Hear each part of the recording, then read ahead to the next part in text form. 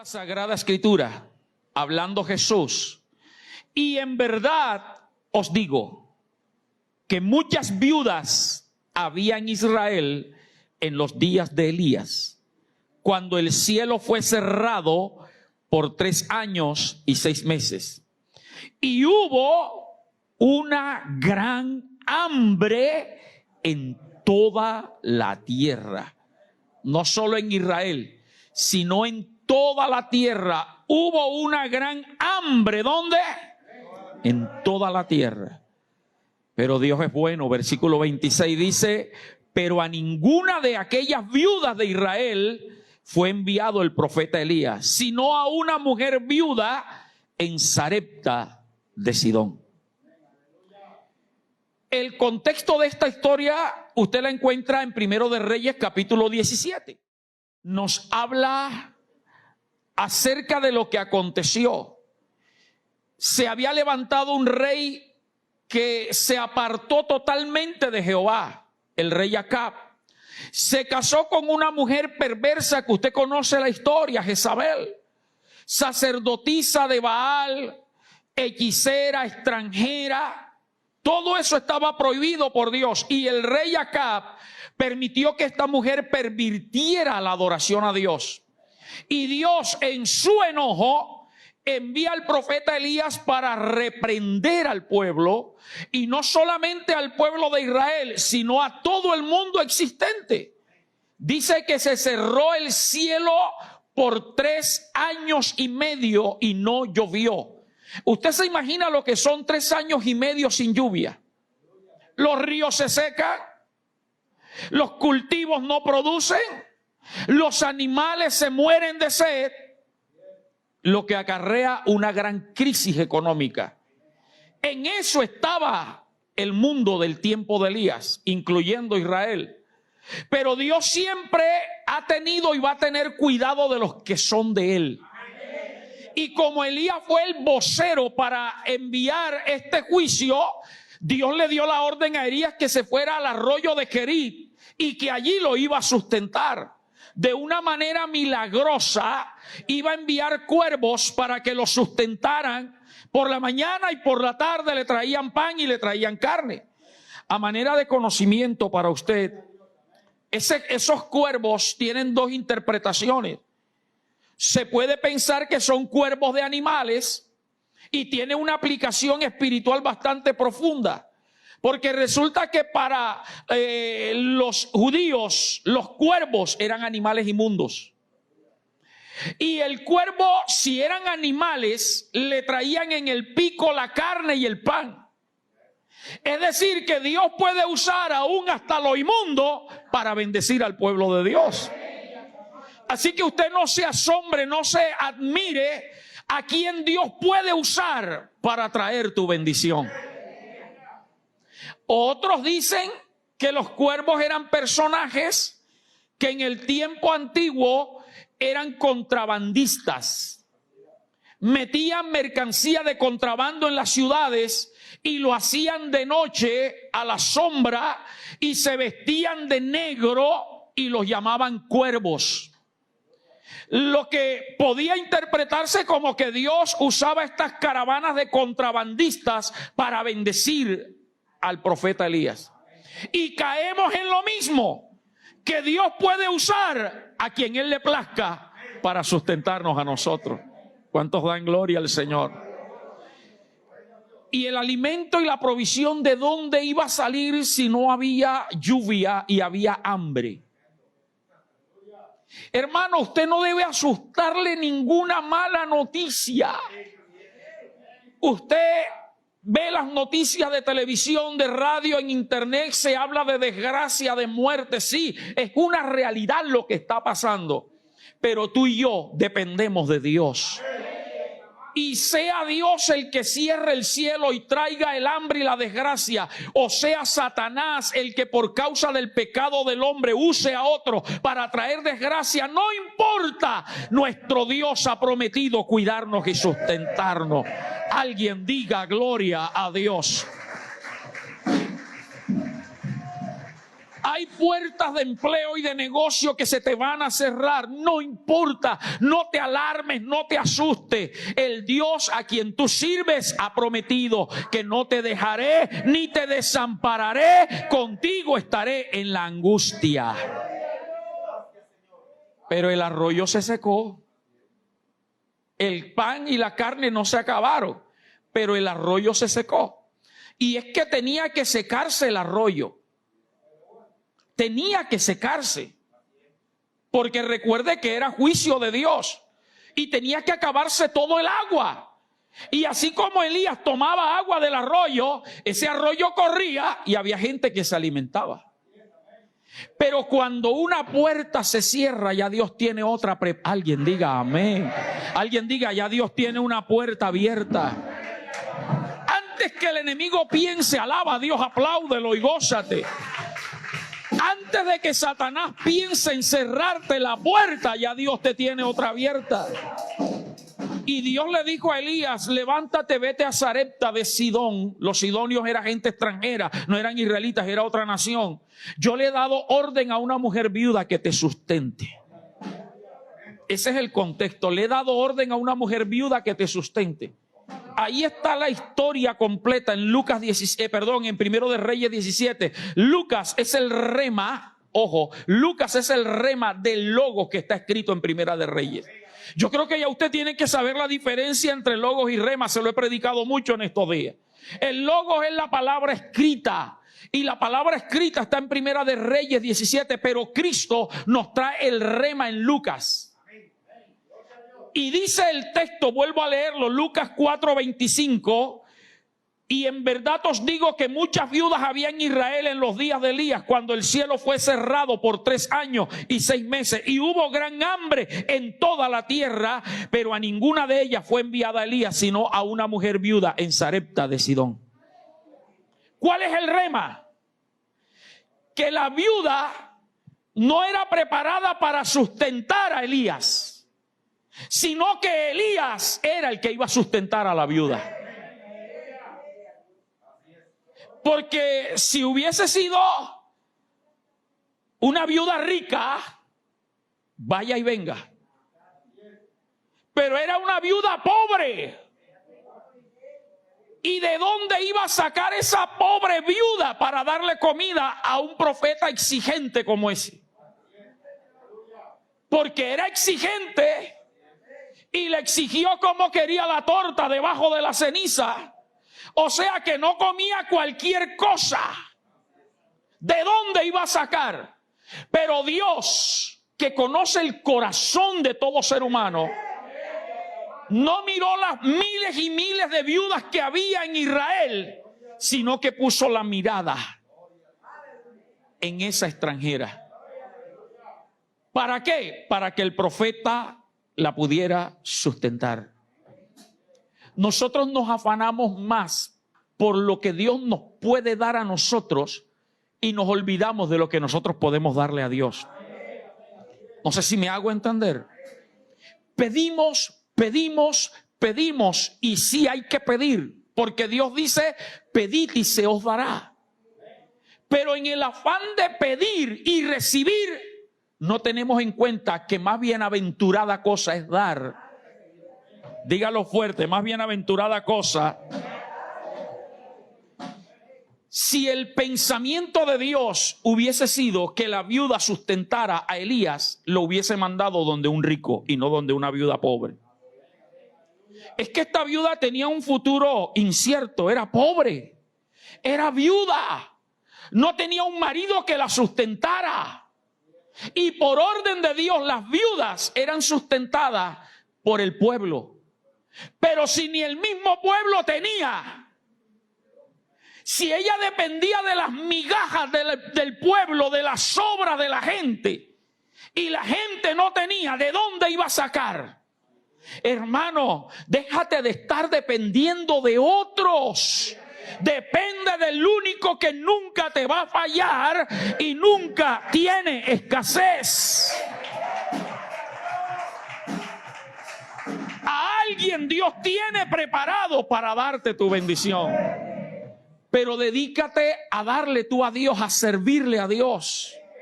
Mire, el hecho de estar aquí en esta mañana, eso lo ve Dios. Eso Dios lo observa. El hecho de los que ministramos activamente, servidores, intercesores, los maestros allá arriba con los niños, los que alaban a Dios, el que tú hayas cantado. Yo sé que todos aquí tenemos problemas, necesidades, dolencias. Usted no sabe cuántos de los que se pararon aquí están enfermos. No sabemos, pero los vemos alabando a Dios. Eso es darle a Dios en medio del quebranto. Y Dios no se queda con nada de nadie. Wow. ¿Por qué Dios no lo mandó donde un rico? Lo mandó donde una viuda que dependía de las migajas del pueblo y el pueblo no tenía ni las migajas para ellos. O sea que esta viuda tenía un futuro incierto. Y aparte de eso tenía un hijo que alimentar. Que la misma historia nos dice que tenía era para hacerle una torta al hijo y otra para ella y después se iban a morir porque no había más nada que comer. Hermano, ¿cuántas veces no hemos quedado en esa situación? Lo único que tengo son 1,000 pesos, 2,000, 5,000, el desayuno y no sabemos más nada. Mañana no hay nada, pero aquí estamos. Dios ha sido fiel. No tengo para pagar los servicios, no tengo para pagar el arriendo, no sé qué hacer. Pero Ebenezer, hasta aquí nos ayudó Jehová. Él ha sido fiel. Alguien alabe a Dios. Así que si alguien está aquí en cuerpo presente o los que están virtualmente viendo la transmisión, estás en esa situación que no tienes más nada y que tu futuro es incierto, que no hay esperanza, que no sabes de dónde, hoy Dios te dice: alzaré mis ojos a los montes. ¿De dónde vendrá mi socorro? Mi socorro viene de Jehová, que hizo los cielos y la tierra. Y permítame darle esta aplicación a esta historia. Si Dios no lo mandó para donde un rico, sino donde una viuda pobre y extranjera, es porque Dios quiere acabar con la pobreza de la gente. La pobreza en los países no la van a acabar los gobiernos. Porque el que es rico quiere enriquecerse más a costa de los pobres. Por eso, amada iglesia, déjate de estar creyendo en cuento chino de político. Ni de izquierda, ni de derecha, ni del centro, ni de ningún lado. Pon tu mirada arriba. Porque todos prometen, pero cuando llegan allá, se les olvida. O prometen, pero cuando llegan allá se dan cuenta que una sola golondrina no puede hacer verano. Y por eso es que usted ve que ellos luchan por la mayoría en el Senado. Porque aunque no sea el presidente del partido de ellos, le hacen oposición a todo. Y siempre el hombre, sus decisiones, lo que es bueno para uno va a ser perjudicial para otro. El gobierno actual, los que están cansados de tantos años, sí, han traído desgracia, etcétera. No se puede ocultar el sol con un dedo. Estos que quieren posesionarse van a acabar con los ricos, acabarían con las empresas y acabarían con los empleos. Así que, hermano, no pongas tu mirada en el hombre. Jehová es nuestro ayudador. Y gobierne el que gobierne. Gloria al Señor. Yo oro, pero yo sé que mi esperanza no está en ellos. Mi esperanza está en Jehová, el Todopoderoso. Y si piensas que el uno o el otro te va a sacar de pobre, estás equivocado. El único que nos saca de pobres es Jehová. A esta mujer el Señor la sacó de pobreza.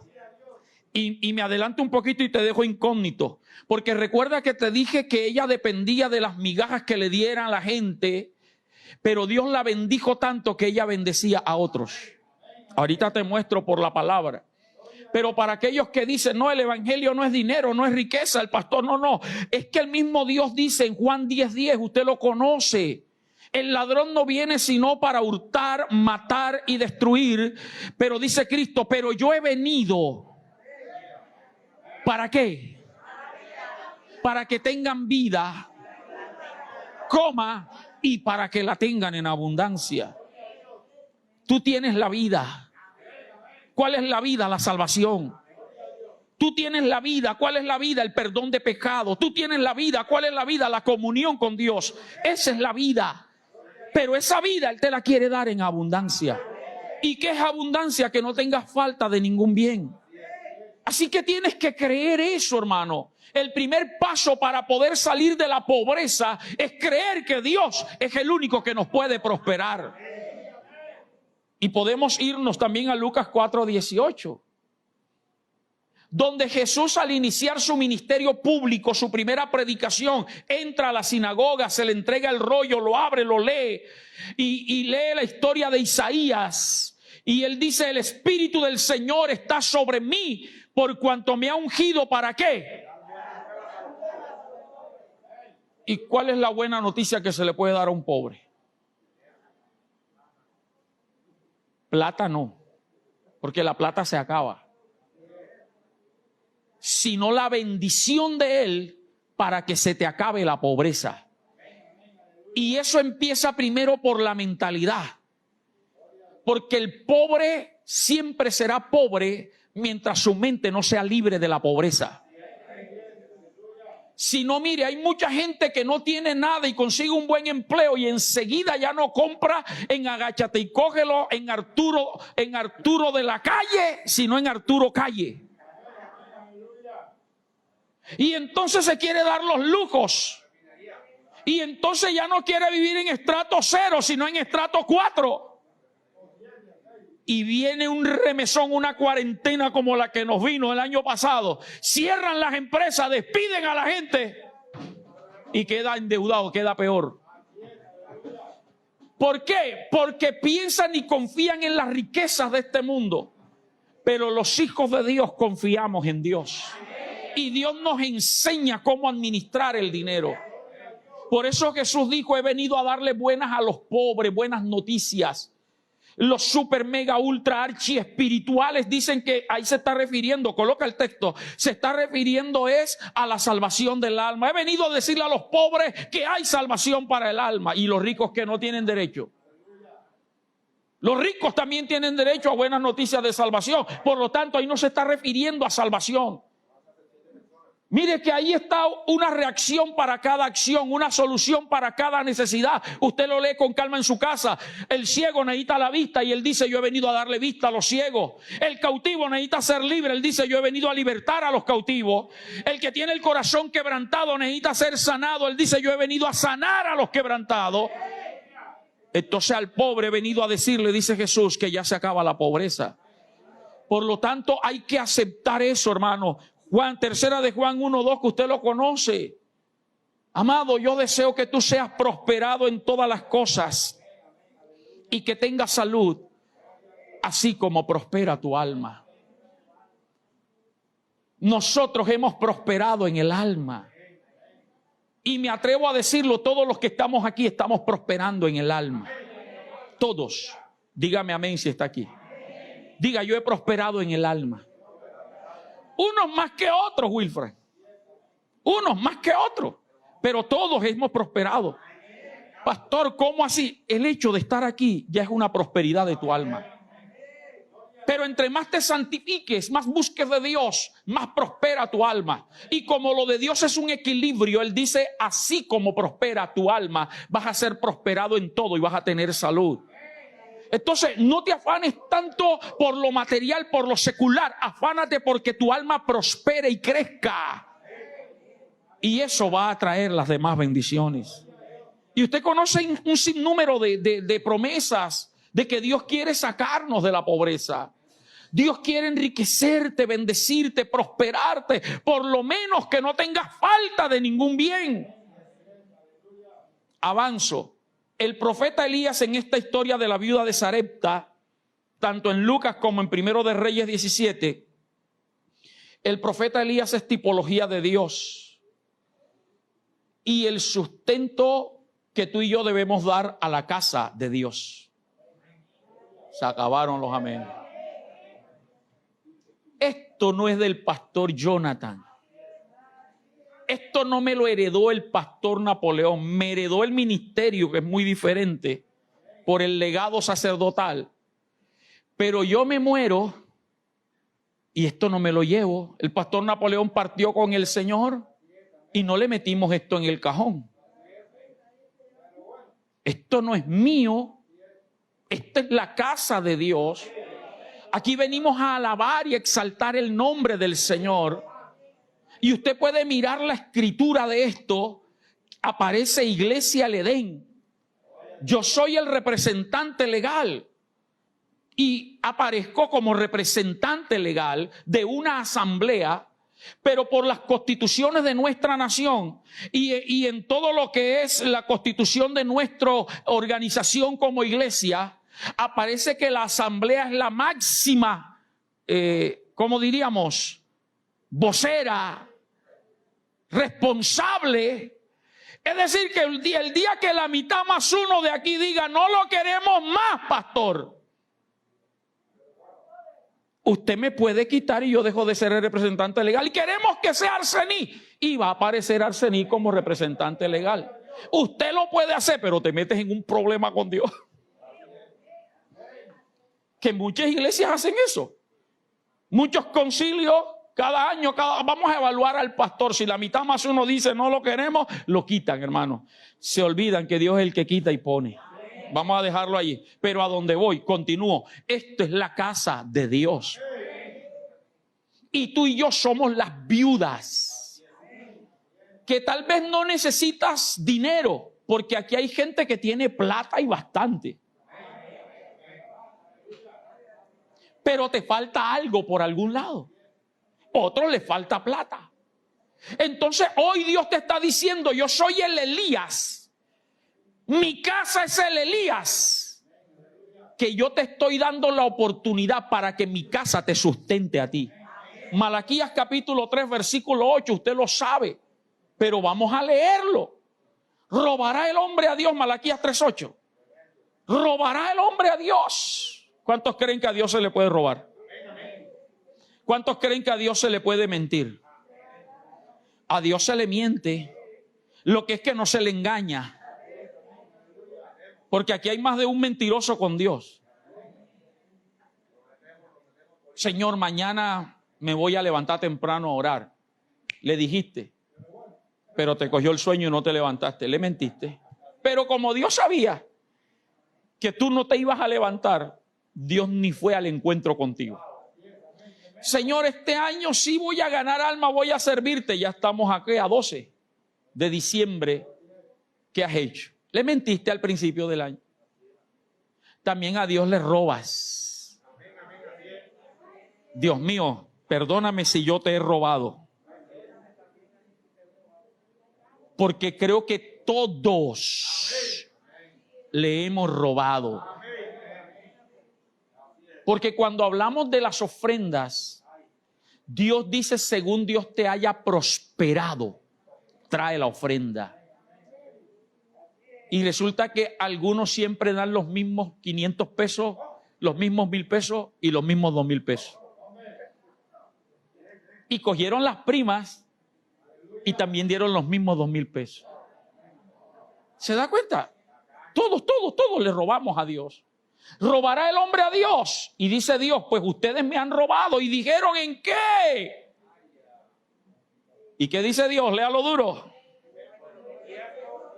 Y dice el versículo 9, malditos sois con maldición, porque vosotros la nación toda me habéis robado. Pero tranquilo, voy al 10, que es el que me interesa. Porque hoy la maldición se va. Traed todos los diezmos al alfolí. ¿Y qué pasa? Haya alimento en mi casa.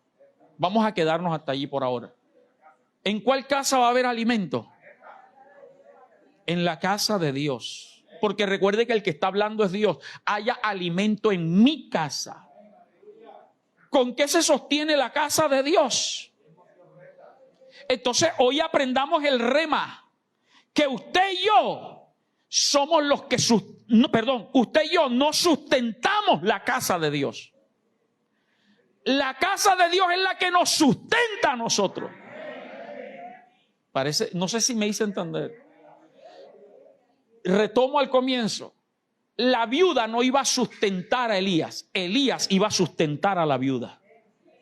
¿Por qué? Por la obediencia de ella, al darle la comida a Elías, Elías le iba a multiplicar la harina y el aceite.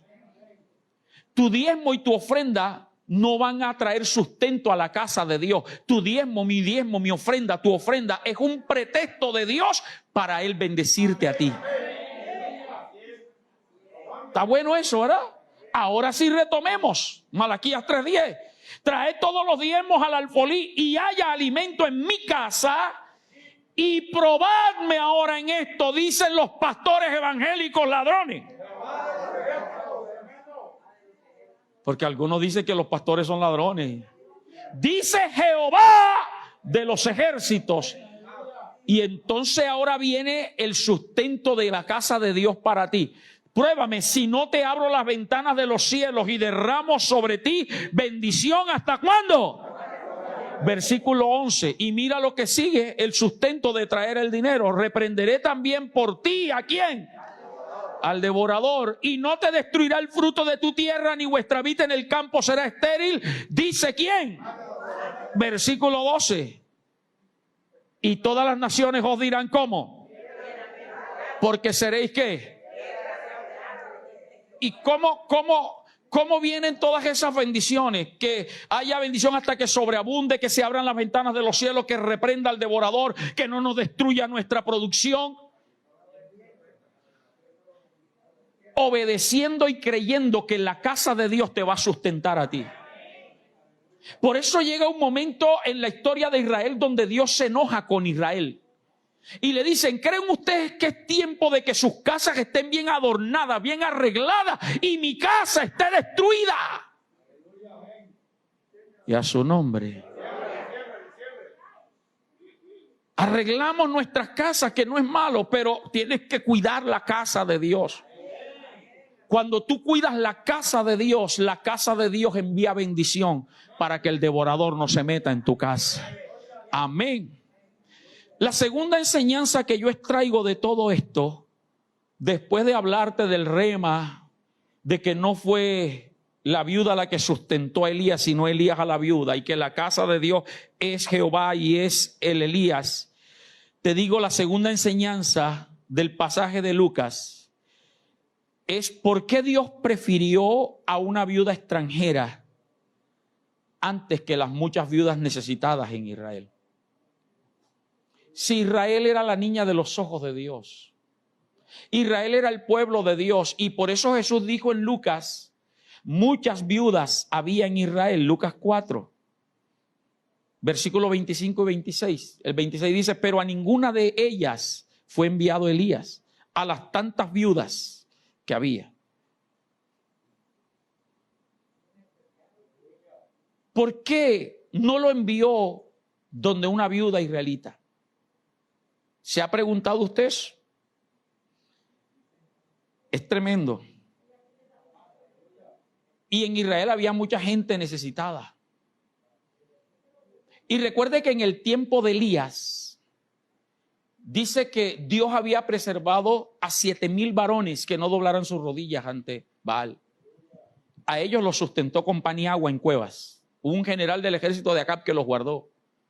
Pero seguramente así como esos 7,000 varones tenían que haber viudas que temían a Jehová. ¿Por qué Jehová tuvo que buscar una extranjera? Porque Jehová ve más allá de lo que nosotros pensamos que ve. Y muchas veces nosotros creemos que somos merecedores de algo por una acción que hayamos hecho, pero como Dios ve más allá. Y esa es la razón por la cual a veces tú te has admirado. Y a mí me pasaba, hasta que entendí muchas cosas. Bueno, pero este llegó de último que yo y lo veo más bendecido que yo. Bueno, y este apenas se convirtió y yo que tengo años de estar orando y ayunando y no veo la respuesta. Hermano, Dios ve más allá. Y por eso la palabra de Dios dice que Dios siempre anda buscando. Y yo quiero que Él me vea a mí, no sé usted. Yo quiero que Él me vea a mí y vea mi corazón. Y hoy vamos a aprender. Lo primero es que esta viuda tenía un corazón diferente a los demás. Lo primero que Dios vio fue el corazón de ella. que la viuda tenía un corazón bondadoso y compasivo. Hay gente que quiere que Dios le dé para ellos. Y si acaso para el círculo familiar más cercano. Pero al que Dios bendice es al que tiene un corazón desprendido para otros. Y eso fue lo primero que Dios vio en ella. Porque analicemos, ¿qué fue lo primero que Elías le pidió cuando la vio? Un vaso de agua. Ella le dice, regálame un vaso de agua. Dios le dice, vete a Sarepta de Sidón y he dado orden a una viuda que te sustente. Elías llega a Sarepta de Sidón y distingue a la viuda. Seguro estaba vestido como viuda, recogiendo unos leños. Y Elías le dice, hey, regálame un vaso con agua. ¿Y qué hace la viuda? Va a buscarlo. Y se ha preguntado usted, ¿de dónde sacó esa viuda esa agua? Si aún el arroyo de Querit, donde estaba la bendición, se había secado, imagínense en Sarepta de Sidón. ¿Cuánto le costaría a ella, hermano, encontrar esa agua para su hijo y para ella? Y que ahora venga un no sé quién a pedirme agua. Ella no le dijo, pero te voy a dar un vasito chiquitico, ¿viste? Él le dijo, tráeme un vaso con agua, y ella fue a buscarlo. Ella no sabía quién era ese hombre que le estaba pidiendo agua. Recuerde que no era israelita. Ella no sabía que ese hombre era profeta.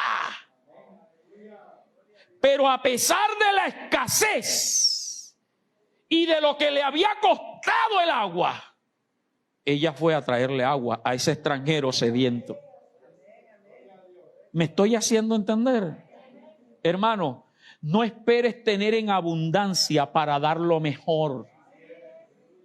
Da lo mejor en medio de la necesidad y de la escasez. Aplaude a Dios. Dale fuerte ese aplauso a Dios.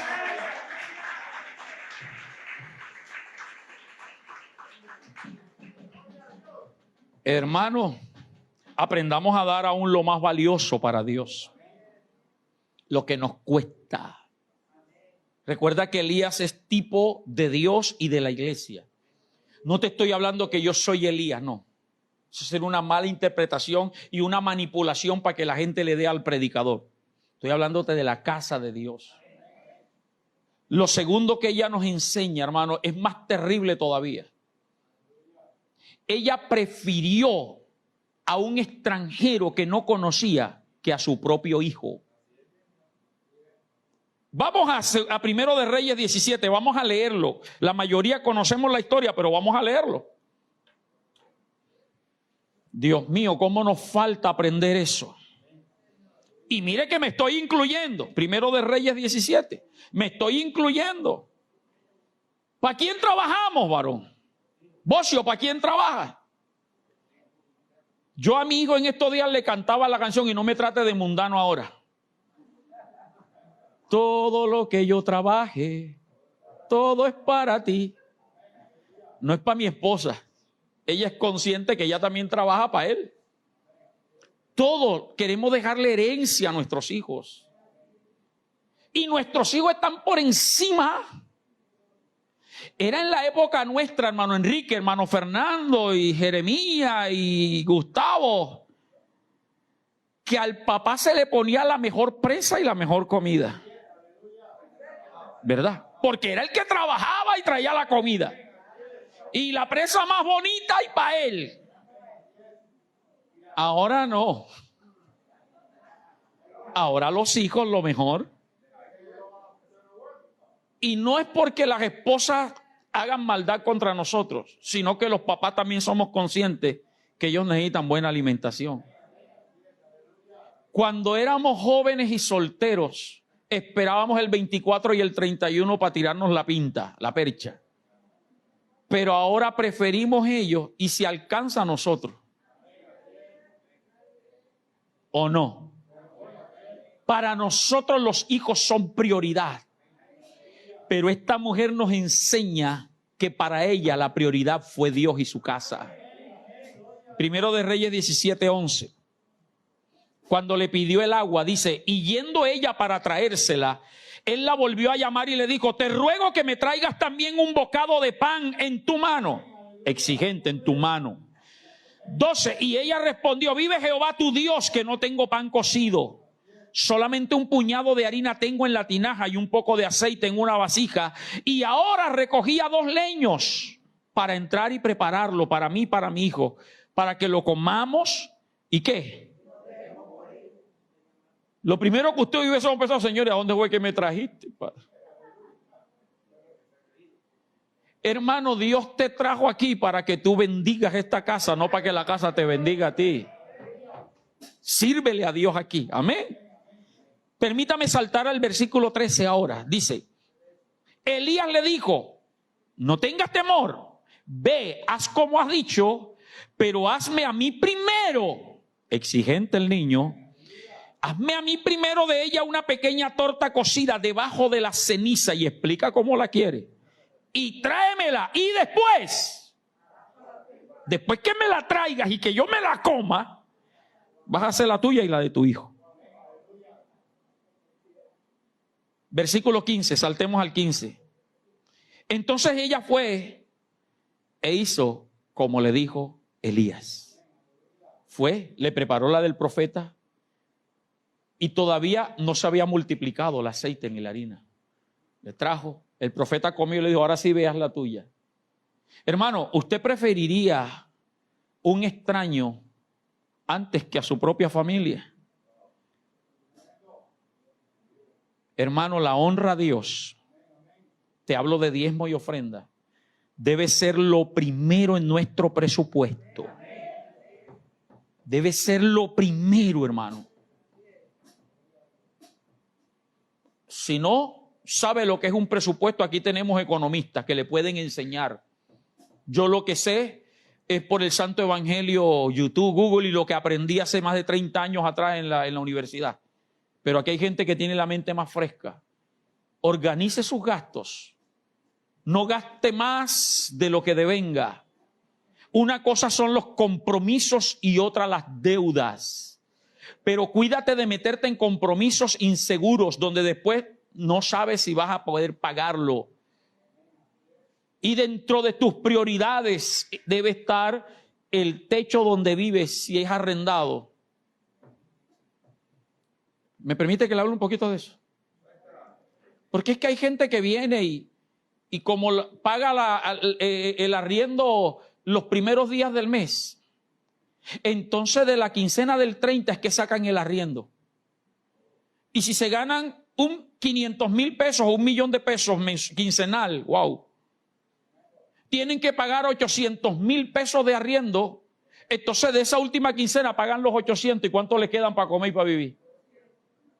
¿Se da cuenta? Pero el que sabe presupuestarse dice, no, en la primera quincena guardo 500, 300, 400 por allá para el arriendo y en la segunda los otros 400 y voy equilibrado. Lo mismo con los servicios. Por eso que hay gente que usted lo ve que cuando le llega el recibo es que andan apurados porque no se presupuestan. Docentes que están trabajando privadamente, no con el gobierno. Gloria a Dios porque trabajan con el gobierno, que aunque no trabajen, el gobierno les sigue pagando. Y todavía exigen más, hermano. Que deberían pagarles bien, está bien, no vamos a pelear con eso. Pero si usted trabaja con el gobierno, son como 2 o 3 meses que no va a recibir salario. Lo que le paguen ahora en octubre, noviembre, la última mensualidad, presupuéstese para sus arriendos de los 3 meses. Eso usted lo sabe. Eso es presupuesto, organizarse. Pero el que es entendido, lo primero que coloca es diezmos. Gloria a Dios por los amenes. Primero los diezmos. Me gané 1,000,000. ¿Cuánto es el diezmo? 100. ¿Cuánto me quedan? 900. Ahí en esos 900 empiezo a organizar. Porque yo tengo claro que esos 900 se me van a acabar. Y si no diezmo, el 1,000,000 también se me va a acabar. ¿Y de dónde voy a echar mano cuando se me acabe todo? Si le doy el diezmo, echo mano de Dios. Pero si no das a Dios, ¿de dónde vas a echar mano? Y a su nombre. Entonces, la honra a Dios, diezmo y ofrenda debe ser lo primero en nuestro presupuesto. No si te alcanza, no si las deudas te dejan, ni la comida para tus hijos. Y va a sonar fuerte esto, pero el diezmo tiene que estar por encima de la comida. Tu diezmo tiene que estar por encima de las deudas que tienes. 2 amenes. Tercero, para que no me sigan mirando feo. ¿Por qué Dios la miró a ella y no las viudas de Israel? Porque ella creyó a la palabra de un extraño, sin saber que Elías era profeta de Dios, ni tampoco conocía al Dios de Elías. Ella sabía que Elías era judío y sabía que el Dios de los judíos se llamaba Yahvé o Jehová. Ella lo sabía, pero no lo conocía. Una cosa es saber y otra es conocer. Ella adoraba al Dios de los sidonios, no a Jehová. Y así como tú y yo creemos que el único Dios es el Dios a que adoramos y no aceptamos fuera de él más nada, así como cuando eras católico apostólico colombiano que creías que estabas en lo correcto y no aceptabas, hay gente que persigue a los evangélicos porque no acepta como lo hacía Pablo, así era ella. Ella no conocía al Dios de Israel, sabía de él, pero no lo conocía, ni sabía que Elías era profeta. No le hizo el milagro antes de ella obedecer. Porque es que la fe se trata de eso, de actuar para poder ver. No ver para poder creer. Sin saber quién era ese hombre, ni conocer al Dios. Versículo 13. Elías lo que le dijo fue, cuando ella le dijo, me voy a dejar morir de hambre, Elías le dijo, no tengas ¿qué? Temor. Ve, haz como has dicho, pero hazme a mí primero de ello, una pequeña torta cocida debajo de la ceniza y tráemela. Y después harás para ti y para tu hijo. 14. Porque Jehová Dios de Israel ha dicho así. La harina, ese 14 fue el que me salté ahorita, por eso lo salté, lo quiero ahora. Dice, porque Jehová Dios de Israel ha dicho así, la harina de la tinaja no escaseará, ni el aceite de la vasija disminuirá, hasta el día en que Jehová haga llover sobre la tierra. Y mire cómo le habla Elías, téngalo allí el 15, el 14. Jehová, el Dios de quién. Ella pudo haber dicho, pero ese es el Dios de Israel y yo soy Sidonia, no es mi Dios. Sin embargo, ella creyó a la palabra de ese extraño. Y cuando tú y yo creemos a una palabra, mira lo que pasó en el versículo 15. Entonces ella fue e hizo como le dijo Elías, y comió él y ella, ¿y quién más? ¿Y por qué no dice y su hijo?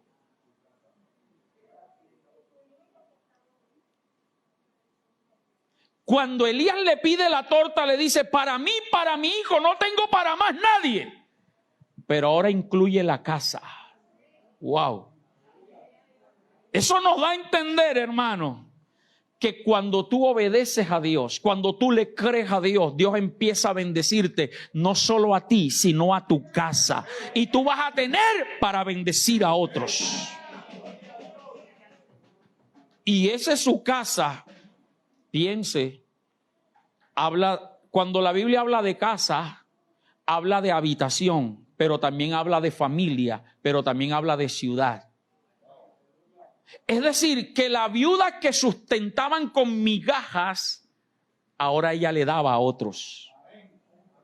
Yo no sé si tú quieres cambiar de actitud, de estar dependiendo de las migajas que otro te dé y ser tú el que bendices de manera abundante. Ahora, te reitero, ella no sabía quién era Elías.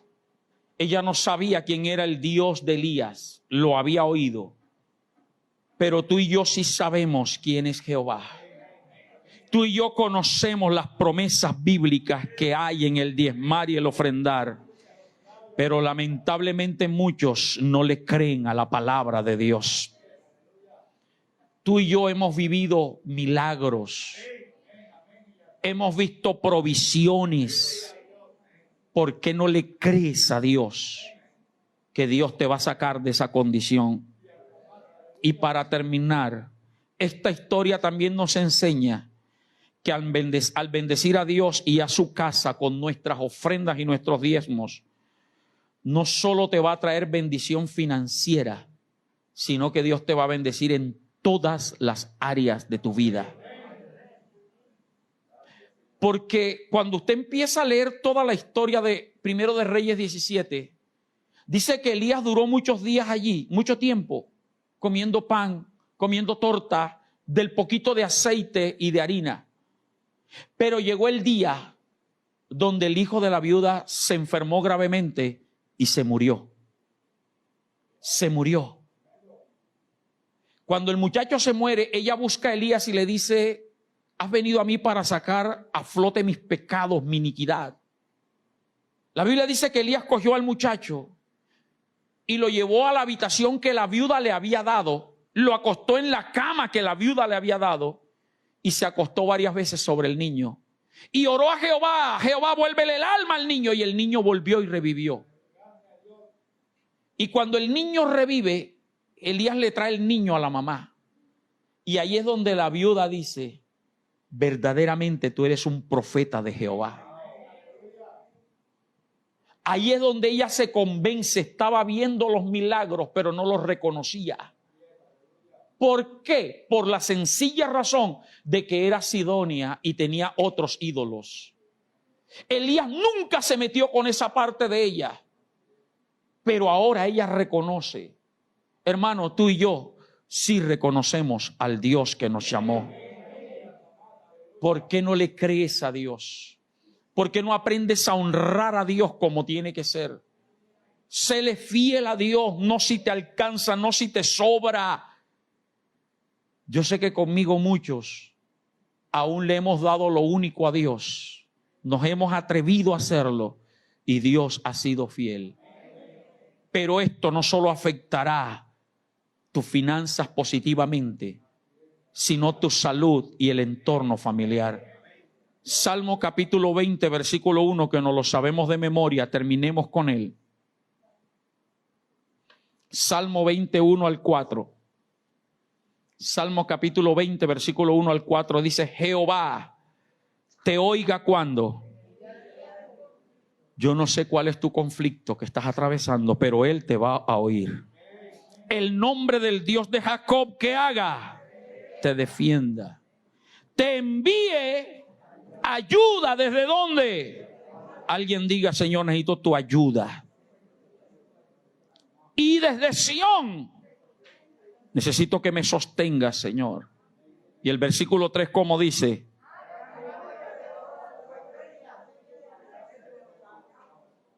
haga memoria. No es que se le olvide, pero como nuestra mente es frágil, la palabra tenía que escribirse a nuestro acomodo para que entendamos que cada vez que tú y yo le pedimos algo a Dios, estamos en un conflicto, necesitamos que Él nos defienda, que Él nos ayude, que Él nos sostenga. Lo primero que Dios hace es recordar lo que tú le has dado. Pero también ese versículo 3 nos enseña que hay muchas ofrendas y muchos diezmos que Dios no te ha aceptado. Pastor, el diezmo lo doy completo siempre y puntual, pero lo das con entendimiento y de corazón.